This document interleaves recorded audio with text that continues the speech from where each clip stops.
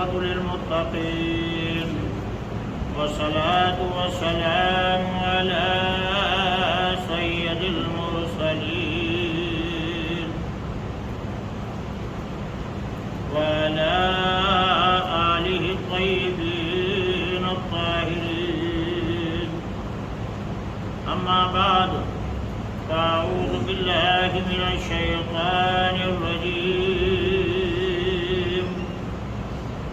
قد أفلح المؤمنون الذين هم في صلاتهم خاشعون. صدق الله المولانا العظيم وبلغنا رسوله النبي الكريم، ونحن على ذلك لمن الشاهدين والشاكرين، والحمد لله رب العالمين. حضرات گرامی، اس سے پہلے کہ کچھ عرض کیا جائے، بآواز بلند درود پاک پڑھیے گا. صلی اللہ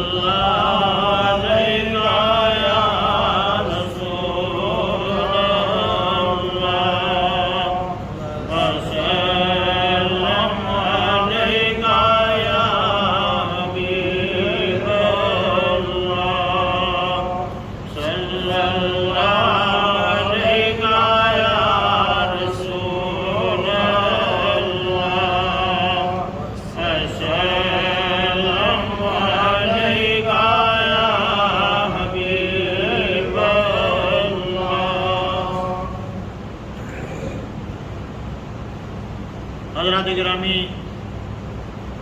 18ویں سپارے کی سورہ مومنون کی پہلی 2 آیتوں کی میں نے تلاوت کا شرف حاصل کیا ہے. اس میں رب تبارک و تعالی فرما رہا ہے کہ قد افلح المؤمنون، یقیناً مومنین کامیاب ہو گئے جنہوں نے اپنی نمازوں میں خشوع اور خضوع دکھایا. یعنی خشوع اور خضوع کے ساتھ جس نے نماز پڑھی وہی مومن کامیاب ہوگا. اور خشوع و خضوع کا مطلب یہ ہے کہ نماز میں آگے پیچھے دیکھو گے تو وہ خشوع و خضوع نہیں ہے. اب آپ خود ہی ججمنٹ کر لیں کہ کون کون لوگ خشوع و خضوع کے ساتھ نمازیں پڑھتے ہیں.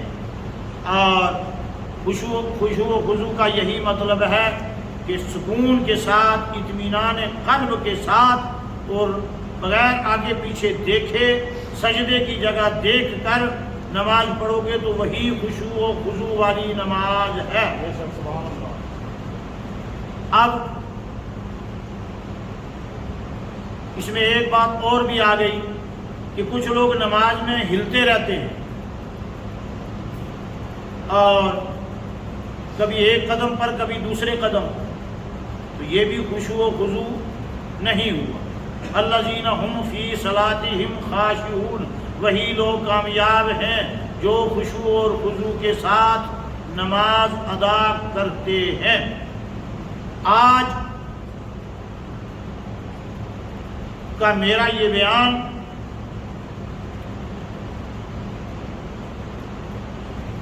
نماز کے اندر کچھ لوگ جو رفع یدین کرتے ہیں، ہاتھوں کو بار بار اٹھاتے ہیں، اس کے متعلق.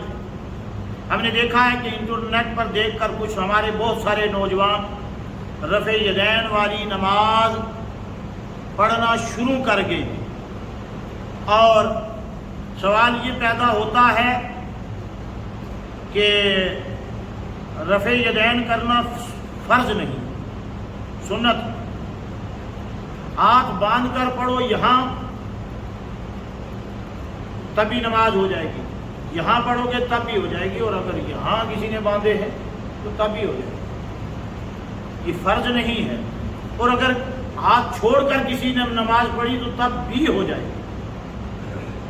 سوال یہ ہے کہ شیعہ لوگ جو ہیں وہ ہاتھ کھول کر نماز پڑھتے ہیں، اس کو اتنا ہائی لائٹ نہیں کر رہے، لیکن رفع الیدین والی نماز کو آج کل زیادہ ہائی لائٹ کیا جا رہا ہے، اور بہت ساری مسجدوں میں اس بات پر جھگڑا ہو رہا ہے. کل پرسوں جانی پور میں بھی مسجد میں کچھ ہمارے نوجوان لڑکے جو ہیں وہ رفع الیدین کر کے نماز پڑھ رہے تھے، جو بات تھانے تک پہنچ گئی۔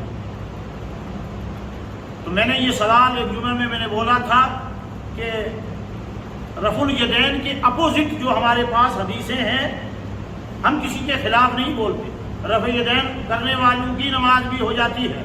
غوث الاعظم بھی رفع الیدین کرتے تھے، امام احمد بن حنبل بھی رفع الیدین کرتے تھے، امام شافعی بھی رفع الیدین کرتے تھے، اور امام مالک بھی رفع الیدین کرتے تھے۔ سوال یہ ہے کہ صرف امام ابو حنیفہ، اب کچھ لوگوں کو بلا وجہ حضرت امام ابو حنیفہ سے ضد ہو گئی، اور بیک گراؤنڈ دیکھنا چاہیے کہ بیک گراؤنڈ کیا؟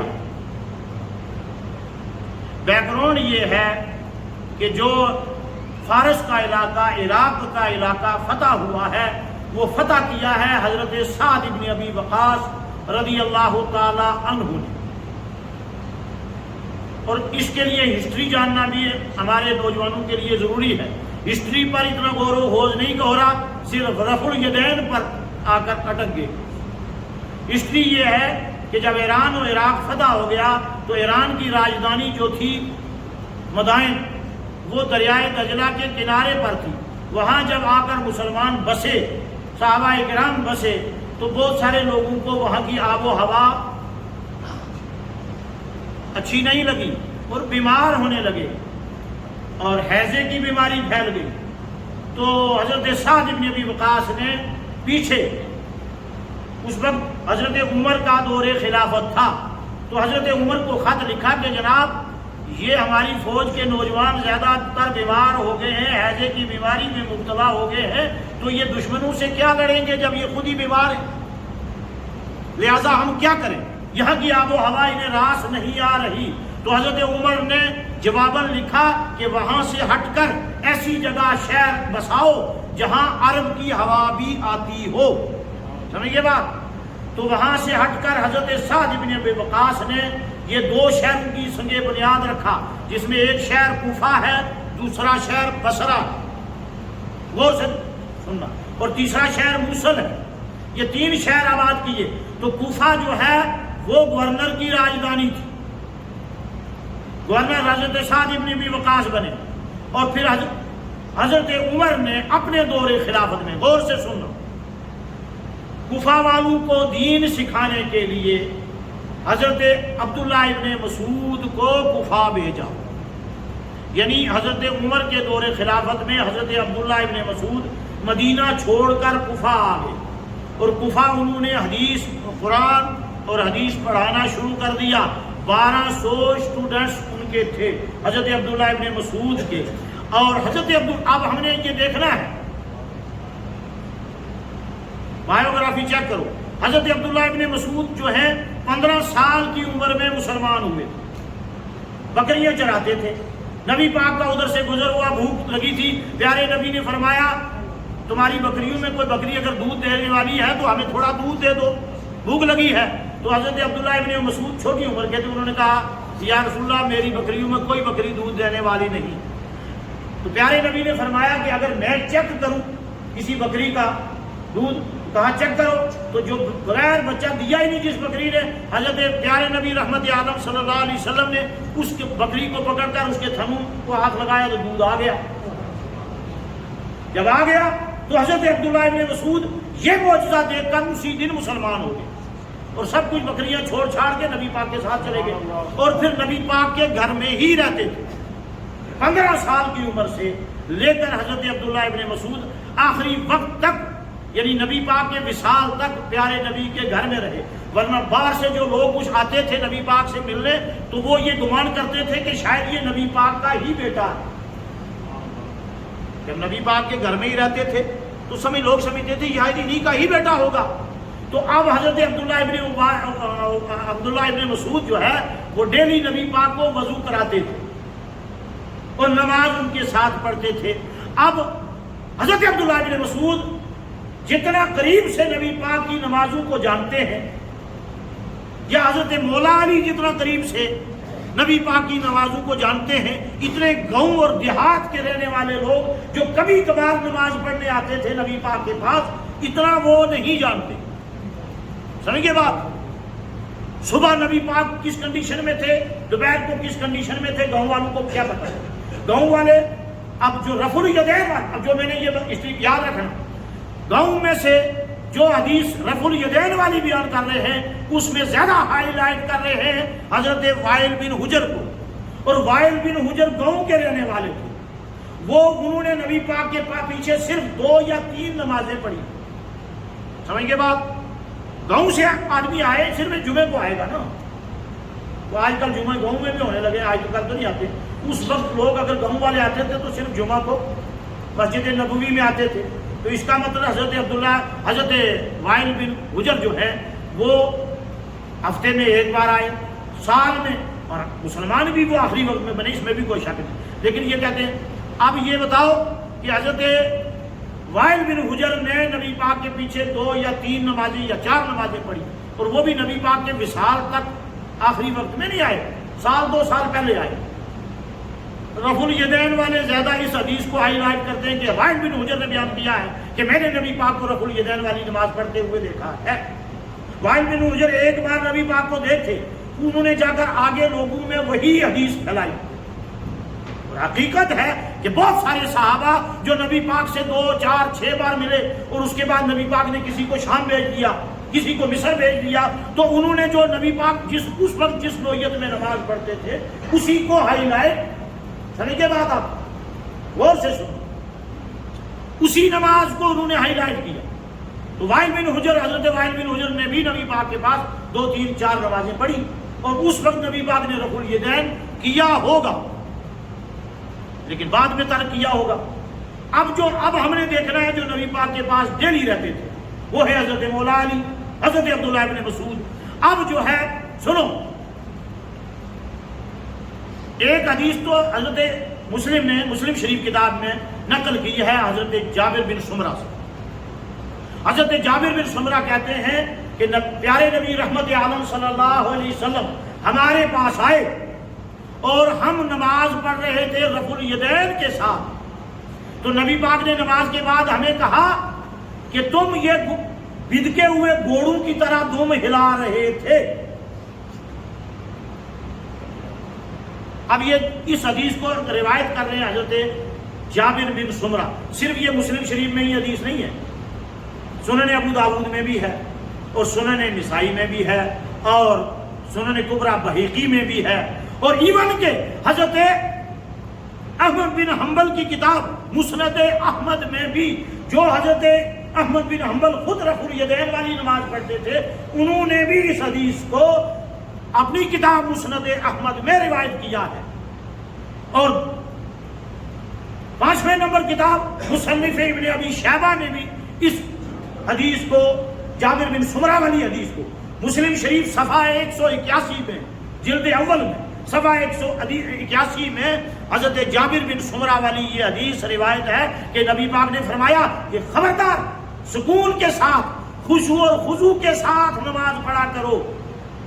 اور پیچھے لفظ کیا بولا ہے کہ تم بھدکے ہوئے گھوڑے کی دم کی طرح ہاتھ کیوں ہلا رہے؟ خبردار آئندہ خشوع و خضوع کے ساتھ نماز پڑھنا، کیونکہ نماز میں یہ اگر اس طرح بار بار کرو گے تو حرکت ہے.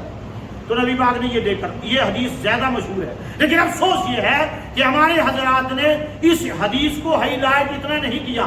رفع الیدین کے اپوزٹ، رفع الیدین کے خلاف ہمارے پاس 40 حدیثیں ہیں، اور الحمدللہ میں نے اس کی PDF بھی موبائل میں بنا لی ہے، جو 40 حدیثیں ہمارے پاس رفع الیدین کے بارے میں ہیں. اور اب سنو، جو سب سے زیادہ قریب نبی پاک کے پاس رہے حضرت عبداللہ ابن مسعود، انہیں حضرت عمر نے اپنے دور خلافت میں کوفہ میں بھیجا کہ کوفہ نیا شہر بسا ہے، وہاں نئے لوگ آئے ہیں، لہٰذا انہیں حدیث اور قرآن سمجھانے کے لیے ڈیوٹی لگائی حضرت عبداللہ ابن مسعود کی. تو لہٰذا حضرت عمر کے دور میں حضرت عبداللہ ابن مسعود جو ہے وہ کوفہ میں آ گئے، اور وہ کوفہ میں بغیر رفع الیدین والی نماز پڑھتے رہے. اور اس کے بعد حضرت مولا علی کوفہ میں آئے. یعنی جب حضرت مولا علی نے کوفہ کو راجدھانی بنایا ہے، سمجھیں گے، کیپٹل سٹی بنایا ہے، اس سے پہلے حضرت عبداللہ ابن مسعود کا انتقال ہو چکا تھا، اور حضرت عبداللہ ابن مسعود کے شاگرد حضرت مولا علی کو لینے کے لیے استقبالیہ گئے، تو وہاں سے چل کر جب تک شہر تک آتے ہر شاگرد حضرت عبداللہ ابن مسعود کی تعریف کرتا رہا، وہ ایسے تھے، اور حضرت مولا علی بار بار یہی فرماتے رہے، ہاں جیسا تم نے کہا ہے عبداللہ ابن مسعود ایسے ہی تھے۔ پیارے نبی نے رحمت عالم صلی اللہ علیہ وسلم نے بھی فرمایا اگر قرآن پڑھنا ہے تو عبداللہ ابن مسعود کی قرات میں پڑھو۔ سمجھ کے بعد اب حضرت عبداللہ ابن مسعود بچپن سے نبی پاک کے ساتھ رہے، اور حضرت جابر بن سمرہ والی حدیث اچھی طرح یاد رکھنا ہمارے نوجوان کہ پیارے نبی نے فرمایا کہ گھوڑے بدکے ہوئے گھوڑے، بدکا ہو جب گھوڑا بدک جائے تو بار بار دم اوپر نیچے مارتا ہے، بدکے ہوئے گھوڑے کی دم کی طرح اپنے ہاتھ اوپر نیچے آپ کیوں کر رہے تھے؟ خشوع و خضوع کے ساتھ نماز پڑھو۔ اس حدیث کو آج تک افسوس یہ ہے کہ ہمارے علماء نے اس کو ہائی لائٹ نہیں کیا۔ مسلم میں یہ حدیث ہے، ابو داؤد میں ہے، نسائی میں ہے، ابن ماجہ میں ہے، اور مصنف ابن ابی شیبہ میں ہے، مسند احمد میں ہے، اور معانی الاثار میں بھی ہے، امام طحاوی کی کتاب معانی الاثار میں بھی یہ حدیث ہے۔ لہذا اب جو ہے حضرت عبداللہ ابن مسعود کی ایک حدیث جو آپ کوٹ کر رہے ہیں وہ یہ ہے کہ حضرت عبداللہ ابن مسعود نے برملا، اس کو روایت کیا امام ترمذی، اس کو کہتے ہیں لاسٹ میں امام ترمذی نے کہا یہ حدیث حسن ہے۔ کہتے ہیں حسن کیوں کہا ہے؟ میں نے کہا حسن کا مطلب ہے اچھی حدیث، برا تھوڑا اس کا مطلب ہے۔ تو قال ترمذی، امام ترمذی نے فرمایا حدثنا حنادنا وکی عن سفیان عن عاصم ابن کلیب عن عبد الرحمن ابن الاسود عن علقمہ قال قال عبداللہ ابن مسعود رضی اللہ تعالی عنہ الا اصلی بکم۔ یہ اتنے تین راوی پیچھے امام ترمذی نے کہا ہم سے بیان کیا حناد نے، انہوں نے وکی سے، وکی نے سفیان سے، سفیان نے عاصم بن کلیب سے، عاصم بن کلیب نے حضرت علقمہ سے روایت کیا، اور حضرت علقمہ کہتے ہیں کہ میں نے سنا حضرت عبداللہ ابن مسعود سے، اور عبداللہ ابن مسعود فرما رہے تھے الا اصلی بکم صلاۃ النبی صلی اللہ تعالی علیہ وسلم، کیا میں تمہیں وہ نماز نہ پڑھاؤں جو نبی پاک نے پڑھی؟ یہ کون بول رہا ہے؟ حضرت عبداللہ ابن مسعود۔ غور سے سننا، اب یہ مشہور حدیث ہے، امام ترمذی اس کے راوی حضرت عبداللہ ابن مسعود کہہ رہے کیا میں تمہیں وہ نماز نہ پڑھاؤں جو نبی پاک نے پڑھی ہے؟ یقینی بات ہے، لوگوں نے کہا ہمیں پڑھائیں، تو حضرت عبداللہ ابن مسعود نے کہا کہ میں وہ نماز پڑھاؤں تو فصلی، پھر انہوں نے نماز پڑھائی، حضرت عبداللہ ابن مسعود نے نماز پڑھائی، اور پڑھائی کیسے؟ فلم یرفعوا یدیہ، انہوں نے رفع الیدین صرف پہلی بار تکبیر تحریمہ میں کیا، اس کے بعد رفع الیدین حضرت عبداللہ ابن مسعود نے نہیں کیا۔ سمجھ آئی بات میں؟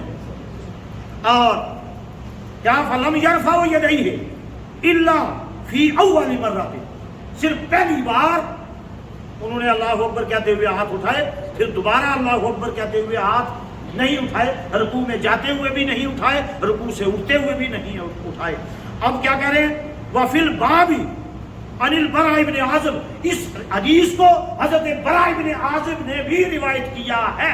سمجھ کے بعد قال ابو عیسیٰ، اب ابو عیسیٰ نے فرمایا حدیث و ابن مسعود حسن، ابن ابو موسیٰ عیسیٰ کون ہے بھائی؟ امام ترمذی۔ قال ابو عیسیٰ، امام ترمذی جو ہے ان کا اصلی نام حضرت ابو عیسیٰ تھا، تو کہتے ہیں قال ابو عیسیٰ، حضرت امام ترمذی کہہ رہے ہیں کہ یہ عبداللہ ابن مسعود والی حدیث حسن ہے، وَبِهِ يَقُولُ غَيْرَ وَاحِدٍ مِّنْ أَهْلِ الْعِلْمِ، اور عبداللہ ابن مسعود جیسا کوئی علم والا نہیں تھا، یہ امام ترمذی کہہ رہے ہیں۔ اب اگلی دوسری حدیث جو ہے وہ ہے رواہ محمد بن جابر عن حماد بن ابی سلیمان عن ابراہیم نخی عن علقمہ عن عبداللہ ابن مسعود رضی اللہ تعالی عنہ، یہ حدیث کے راوی ہیں، اور کہتے ہیں صلیت، حضرت عبداللہ ابن مسعود کہتے ہیں قال صلیت خلف النبی صلی اللہ علیہ وسلم و ابی بکر و عمر، حضرت عبداللہ ابن مسعود کہہ رہے ہیں کہ میں نے نبی پاک کے پیچھے نماز پڑھی۔ غور سے سننا اس حدیث کو، یہ سنن کبریٰ امام بہقی نے اس حدیث کو روایت کیا ہے، غور سے سننا۔ اور اس کے راوی جو ہے حضرت عبداللہ ابن مسعود کے شاگرد ہیں علقمہ، اور علقمہ کے شاگرد ہیں ابراہیم نخعی، اور ابراہیم نخعی شاگرد ہے حماد بن ابی سفیان ابی سلیمان کے. یہ روایت ہے رواہ محمد بن جابر عن حماد بن ابی سلیمان عن ابراہیم نخعی عن علقمہ عن عبداللہ بن مسعود قال صلیت خلف النبی صلی اللہ علیہ وسلم و ابی بکر و عمر. حضرت عبداللہ بن مسعود فرماتے ہیں کہ میں نے پیارے نبی کے پیچھے نماز پڑھی، میں نے ابو بکر کے پیچھے نماز پڑھی، میں نے عمر رضی اللہ تعالی عنہ کے پیچھے بھی نماز پڑھی، اور انہوں نے رفع یدین فلم یرفعوا، انہوں نے رفع یدین نہیں کیا. سبحان اللہ بولو نا بھائی. حضرت عبداللہ بن مسعود کہتے ہیں میں نے 3 شخصیت کے پیچھے، جب تک نبی پاک تھے تو نبی پاک کے پیچھے نماز پڑھتا رہا ساری عمر، پھر نبی پاک کے بعد خلیفہ بنے حضرت ابو بکر، میں ان کے پیچھے نماز پڑھتا رہا، انہوں نے بھی رفع یدین نہیں کیا، اور پھر میں جب حضرت عمر خلیفہ بنے میں ان کے پیچھے بھی نماز پڑھی، انہوں نے بھی رفع یدین نہیں کیا. اس کے بعد حضرت عثمان اور حضرت علی کا ذکر انہوں نے اس لیے نہیں کیا کہ وہ حضرت عمر کے دور میں ہی مدینہ چھوڑ کر کوفہ میں آ گئے. سمجھ گئے بات؟ تو 3 شخصیت کا نام انہوں نے لیا کہ میں نے ان تینوں کے پیچھے نماز پڑھی.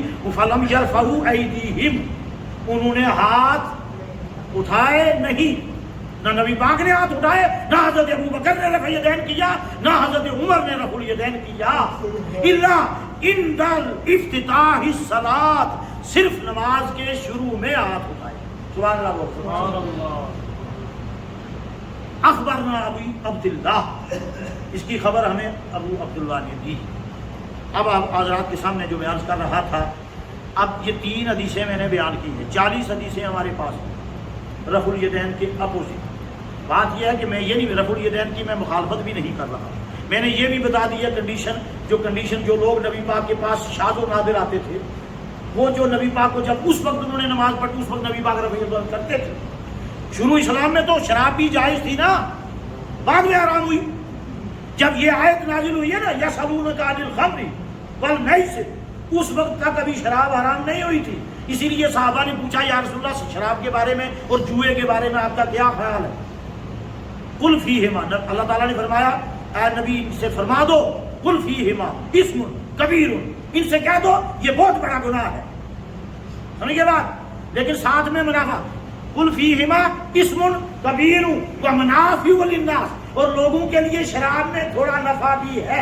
اس کا مطلب اس وقت ابھی شراب حرام نہیں ہوئی تھی، تبھی اللہ تعالیٰ نے فرمایا نفع کم ہے گناہ زیادہ، نفع کم ہے. اس لیے شروع کنڈیشن جو ہے، شروع میں نبی پاک نے 2 رکعت نماز پڑھی ہے، اور جو جب 2 ہجری میں نماز میں اضافہ کیا ہے، زور کی 2 فرض کی جگہ 4 فرض کر دیے، عصر کی 2 فرض کی جگہ 4 فرض کر دیے، مغرب کے 2 فرض کی جگہ 3 فرض کر دیے. تو اب آپ کو یہ کہے کہ نبی پاک نے شروع میں 2 رکعت پڑھی تھی تو ہم ساری عمر 2 رکعت ہی پڑھیں گے تو نہیں چلے گا. شروع اسلام کی کنڈیشن کچھ اور ہے، اور آخری بار جو ہے وہ کنڈیشن کچھ اور ہے. کچھ ایسی باتیں بھی ہیں شروع اسلام میں، کچھ ایسی باتیں بھی ہیں کہ شروع اسلام میں جو چیز آئی تھی وہ آخر تک رہی. وہ یہ ہے، اب غور سے سننا ہے مذرا، جو ہم زور کی نماز میں اور عصر کی نماز میں خاموشی سے نماز پڑھتے ہیں، دھیان میری طرف، شروع میں آپ کو کچھ باتیں جو ہے وہ آخر تک رہی.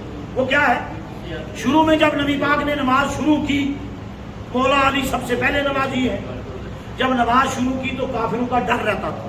غور سے سننا، کافروں کا باہر، کیونکہ دن میں تو کافر باہر گلیوں میں پھرتے ہیں، دن میں لوگ گلیوں میں پھرتے ہیں، تو کہیں ہماری اونچی آواز سن نہ لیں، کافر ہم پر حملہ نہ کر دیں. تو زور کی نماز میں اور عصر کی نماز میں چپکے سے نماز پڑھتے تھے تاکہ باہر کسی کو پتہ نہ لگے. سمجھ رہے بات؟ زور کی نماز میں، عصر کی نماز میں ہم آہستہ کیوں پڑھتے ہیں؟ سری نماز پڑھتے ہیں، سری مت سمجھ گئے، آہستہ. جہری کہتے ہیں بلند آواز سے.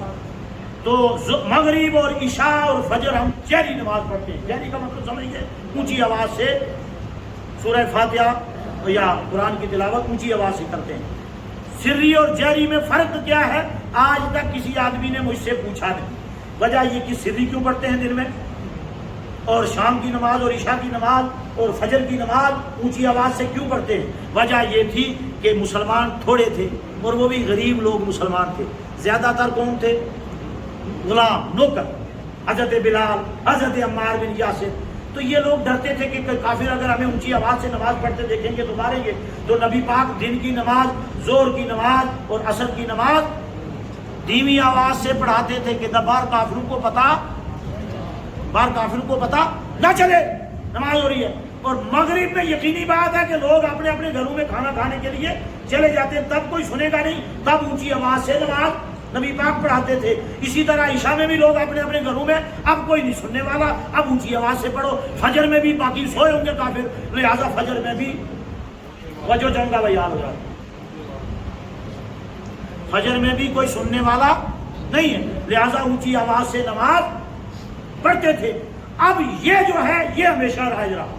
میں نے کہا نا شروع میں نبی پاک نے رفع الیدین والی نماز پڑھی، بعد میں ترک کر، لیکن یہ والی رائج رہی کہ نبی پاک نے اگر دھیمی آواز میں دن کی نماز پڑھائی ہے، وہ پڑھائی اس وجہ سے کہ کافر سنے نہ، اور سنیں گے تو ان جو چار مسلمان ہیں ان کو ماریں گے. اس لیے دھیمی آواز میں نبی پاک نماز پڑھاتے تھے تاکہ کافروں کو پتہ نہ چلے. نبی پاک کی یہ ادا اللہ کو پسند آ گئی، یہ ہمیشہ کے لیے رائج ہو گئی، سمجھ گے. اور 3 نمازوں میں زور سے اونچی آواز سے نبی پاک نماز پڑھاتے تھے کہ اس ٹائم کافر اپنے اپنے گھروں میں ہوں گے، سنیں گے نہیں. تو جہری آواز اور جہری نماز اور سری نماز کا پتہ آپ کو چل گیا کہ کیوں دن میں آہستہ نماز پڑھتے ہیں کہ کافر سنے نہ، سمجھ گے بات. اور مغرب، عشاء اور فجر کی نماز اونچی آواز سے اس لیے پڑھتے ہیں کہ اس وقت کافر اپنے اپنے گھروں میں ہوں گے، سنیں گے نہیں. اب آپ کہو گے جمعہ بھی تو دن کی نماز ہے. میں سنانا تو چاہتا ہوں، لوگ سننا نہیں چاہتے. کل میں بھی یہ تھا. اب آپ یہ بھی کہو گے نا کہ جمعہ کی نماز بھی تو دن کی ہے، یہ بھی آستہ پڑھنی چاہیے تھی. لیکن جمعہ جو میں نے پہلے بتا چکا ہوں پچھلے جمعہ میں شاید کہ جمعہ نبی پاک نے مکہ میں پڑھا ہی نہیں. سبحان اللہ بولو نا بھائی. کافر کہاں تھے بھائی؟ مکہ میں. کہاں تھے؟ مکہ میں. تو نبی پاک نے مکہ میں جمعہ پڑھا ہی نہیں. جمعہ جا کر شروع ہوا ہے مسجد بنی سلمہ میں، پہلا جمعہ. تو اس میں وہاں تو کافروں کا ڈر نہیں تھا، وہاں تو سارے انصار پہلے ہی مسلمان ہو گئے تھے. تو اس لیے جمعہ میں اونچی آواز سے امام قرآن پڑھتا ہے نماز میں، کیونکہ جمعہ مکہ میں شروع ہی نہیں ہوا. باقی زور اور عصر کی نماز میں دھیمی آواز سے سری نماز پڑھاتا ہے امام.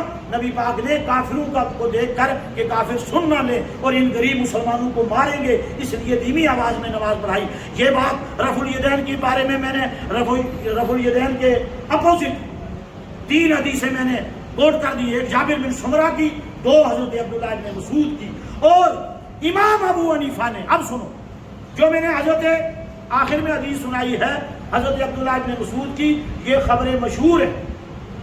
امام ابو حنیفہ نے تمام رفع الیدین والی حدیثیں بھی سامنے رکھی اور رفع الیدین نہ کرنے والی بھی حدیثیں سامنے رکھی، پھر کوٹ کیا، پھر ججمنٹ کی. امام ابو حنیفہ لائر تھے، وکیل تھے، انہوں نے ججمنٹ کی کہ ان میں سے سب سے قریب جو نبی پاک کے رہے وہ حضرت عبداللہ بن مسعود رہے، لہذا ان کی حدیث لی جائے گی، باقی والوں کی حدیث ترک کر دی جائے گی. امام ابو حنیفہ نے عبداللہ بن مسعود کی اس حدیث کو جو خبر مشہور ہے، جو خبر متواتر ہے، اس کو لیا اور ثابت کیا کہ رفع الیدین اب نہیں ہوگا.